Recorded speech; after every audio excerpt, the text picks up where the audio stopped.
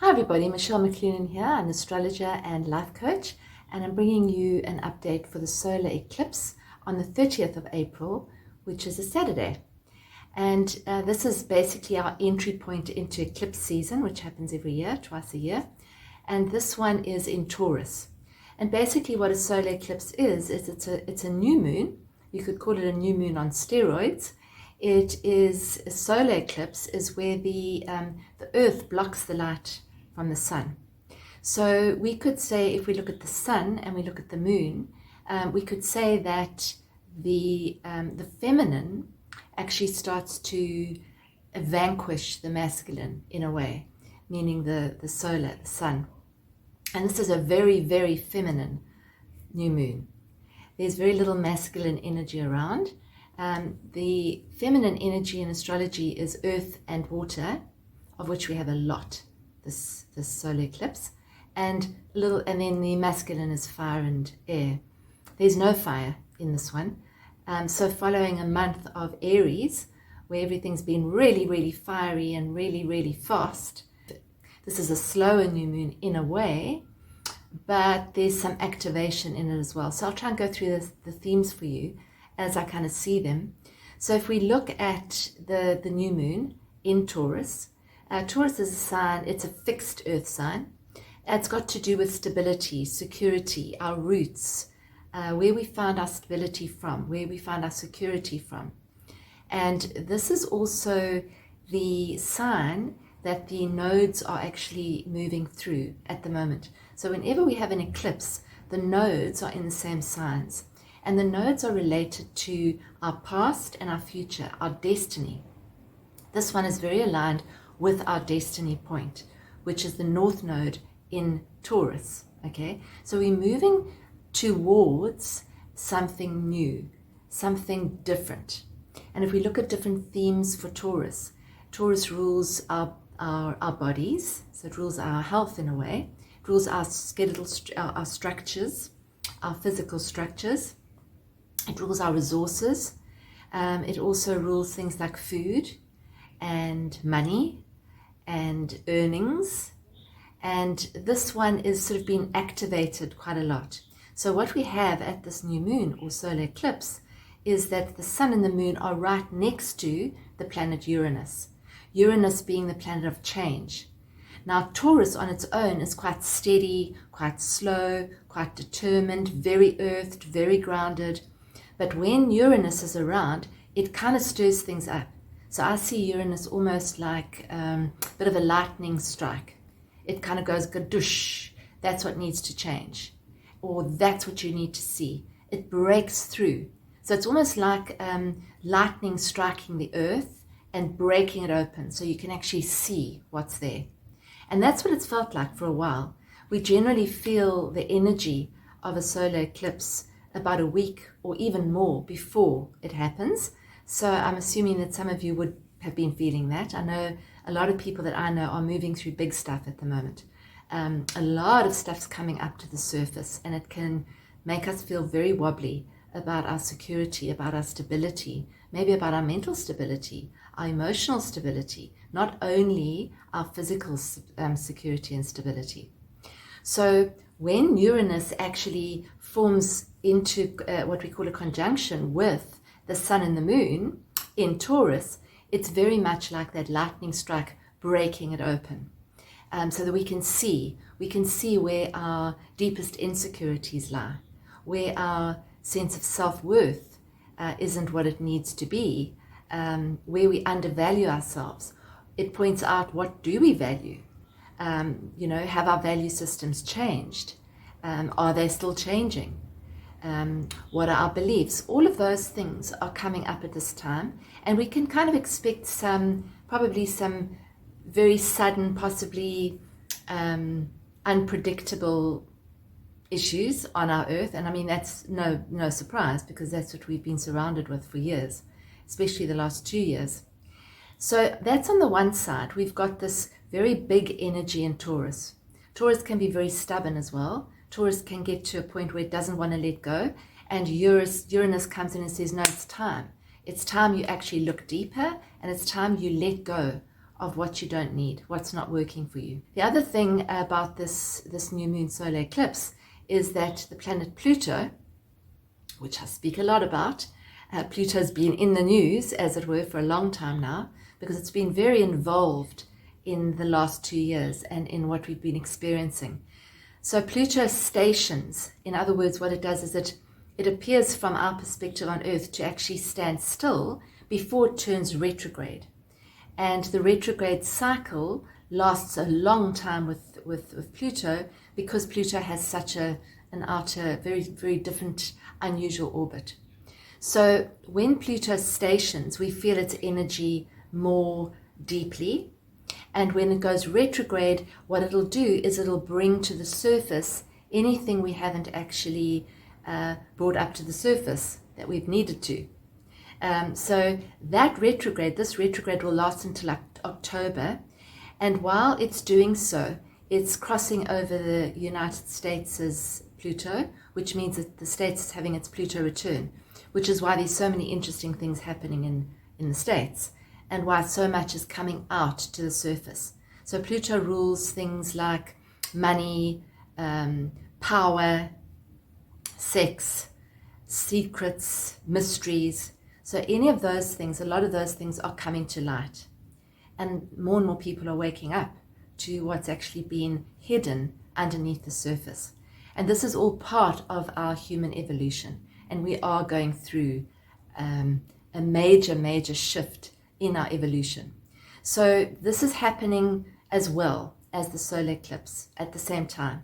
And so what that does is it sort of, Pluto I always see as the plumber, kind of drills down wherever it's situated in your chart. It drills down at those degrees, because it moves very slowly. It takes a year to move just a degree or so. So it drills down. So for example, if you have a planet or planets at 28 degrees or 29 degrees of the cardinal signs, which would mean Capricorn, Cancer, Libra, or Aries, you would feel this more profoundly. So whatever planet you've got, if you've got a copy of your chart, you can look to see where that planet is, what that planet is.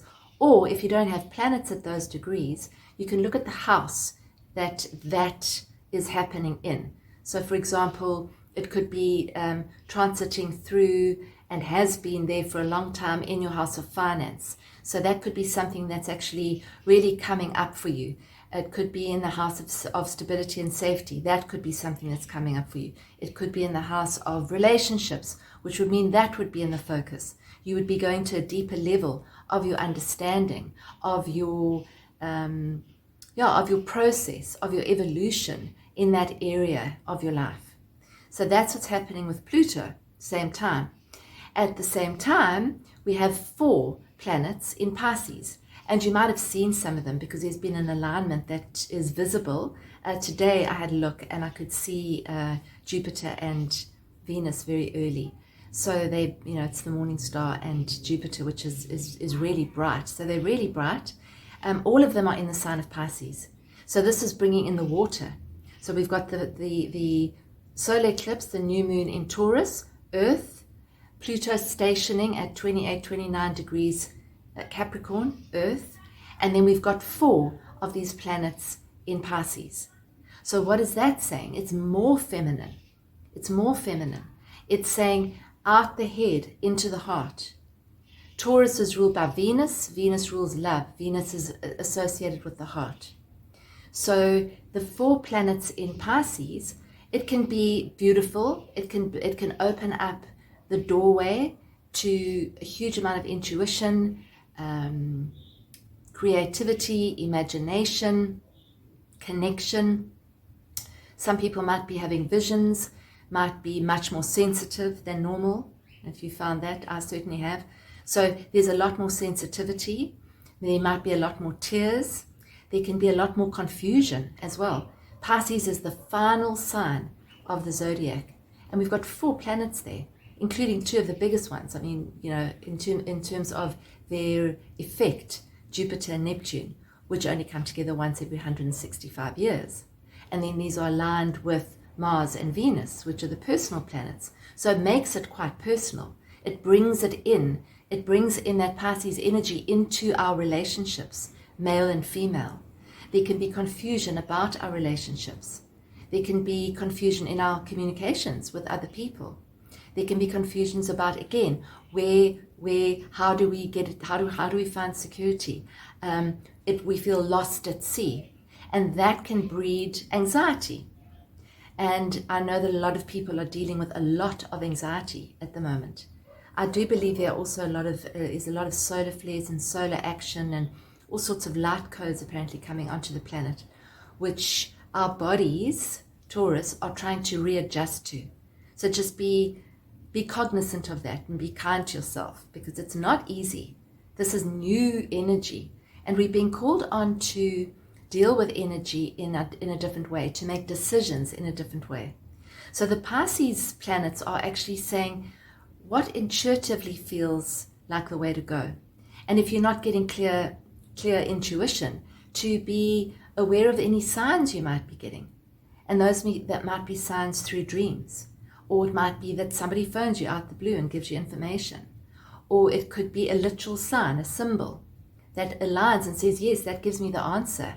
So I think be very open to those, as opposed to trying to make rational, linear decisions, because this isn't really a rational, linear time. It's much more feminine, which can mean it's a lot more chaotic, but it's also a lot more open. So it's to open. And I've spoken before about the taproot, and this is it. This is the solar eclipse where we get to deal with, where is our taproot? Where do we find our security? Do we find it in our money, in our job, in our home? And if we do, what if those things disappeared? What if they changed to a degree that we didn't even recognize them anymore? Then how stable would we feel? And this is really what we're being asked to see, is that our stability doesn't come from those things, even though it feels like it does. It feels like it does from this perspective of being human. But really our stability comes from within. So during these times, to ask ourselves, who am I really beyond the physical? So if the physical stuff disappears, who am I? If I can no longer do the job I do, who am I? If I don't have the same amount of money that I used to have, because our monetary system is changing, make no mistake. Uranus is moving through Taurus. Taurus rules our food supplies and our monetary system. And those are both changing. There are massive food shortages all over the world. So this is a time where we need to be growing our own food. Uranus rules community. It suggests very strongly that we need to work in community to grow our own food, to become more sustainable. That's what the North Node in Taurus and this solar eclipse is asking us, is saying to us. It's giving us signs. It's saying, are you self-sustainable? Do you have your own water? Where is your water coming from? Where's your food coming from? If the food supply chain had to break down, what would you do for food? And these are questions that we don't want to ask ourselves, particularly when things are going fine. But it's a good idea to ask them, because if you look worldwide, there are shortages that can be caused by anything from earthquakes and natural disasters like what we've seen with the floods, right through to lockdowns and the rest. So the more sustainable that we can be, the better. And then on a higher level, it's really these times are coaxing us to say, there's more. We are eternal beings.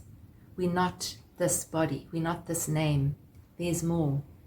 And kind of encouraging us to work with obstacles in a different way, to work with our triggers in a different way. A lot of people are being triggered at the moment. Old triggers that we thought that we had sorted out that anxiety long ago, all done. Not so much. It's coming up again for a lot of people. And if you're not going through that, just be compassionate to people who are, because it can sometimes feel very overwhelming and very, very scary when these almost panic attack feelings come in. So just to be compassionate to people that are moving through big stuff, and to be a support to them if you're feeling strong. I had a beautiful quote that I actually wrote about a few years ago when we had an eclipse, and it's by somebody called Marcia Sanita. And she says, this is really beautiful, especially with all the Piscean energy. When flowing water meets obstacles on its path, a blockage on its journey, it pauses. It increases in volume and strength, filling up in front of the obstacle and eventually spilling past it. Do not turn and run, for there is nowhere worthwhile to run to. Pause, build up your strength until the obstacle no longer represents a blockage. And I thought that was really good advice, because we tend to, when there's a challenge or when there's a blockage, we tend to just move forward and plunge forward and try and work it out, save it, salvage it, sort it out. And it's usually from our minds that we're doing that. Whereas if we just pause, allow that water to build, allow our strength to build, allow our taproot to go further into the soil, so that whatever obstacle there is, eventually is no longer an obstacle. It moves, it dissolves, it changes. We're stronger so that we can move through it. So I hope that helps. It's big energy. Take some time out. There's not a lot of fire at this one, so it's fine. Be a good idea to get outside, because we might feel a bit waterlogged or a bit stagnant. If you think of water and earth, it's a bit muddy. It's a bit like quicksand. So it's a good idea to get outside, get into the sun, get into nature. Just sit with the nature and let her nurture you. Or sit next to water, walk next to water, walk in the sunshine next to water if you can. Nurture yourself, nourish yourself, sustain yourself. Give yourself some love. Thank you for listening. John and I will be starting a new journey to freedom on the 2nd of June. We've put it out a little bit due to some technical stuff that we're doing. So we've given you a little bit more time, and the 2nd of June is going to be the launch date. We start with a free week called the Liberation Map Week, where we get to share an incredible map with you, which will help you to actually solidify and strengthen this taproot, this inner taproot, because we're in for a lot more change. Pluto only moves out of Capricorn, which is what this change and evolutionary change is about in 2024, I think. So up until then, there's going to be restructuring. There's going to be the old falling away, the crumbling of the old, more crumbling of the old. And so we're being called upon to really, really strengthen our inner resilience. And so we invite you to join us, because that's what we do on the journey. It's a 13-week journey. We also have our INNERSPACE community, and this month we are working on opening to beauty, which is a beautiful Taurian theme. Opening to the beauty. So this weekend, open to the beauty. If you'd like to join us on any of our journeys, just go to journeysofawakening.com. I'll put the link in the box below. If you'd like a session to see where this is all playing out in your chart, whether you've had a reading before or not, we'll be able to actually see where all this energy is playing out. You're welcome to let me know. Drop me a line, drop me an email, it's the best, or WhatsApp, and we can set up a session for you. Lots of love. Stay centered, stay grounded, and breathe.